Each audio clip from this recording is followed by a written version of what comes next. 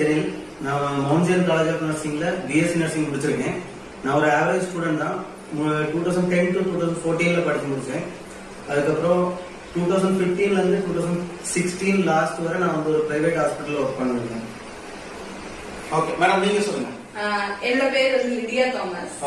நானும் same Mount college of nursing புதுக்கோட்டையில நான் வந்து பாஸ் அவுட் ஆனேன் in the year of 2014 to 18. Okay.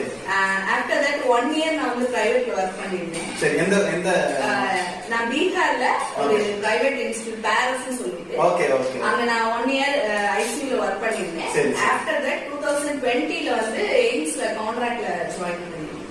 நீங்களும் இப்போ எய்ம்ஸ் பட்னால தான் வந்து கான்ட்ராக்ட்ல தான் ஜாயின் பண்ணீங்க இல்லையா?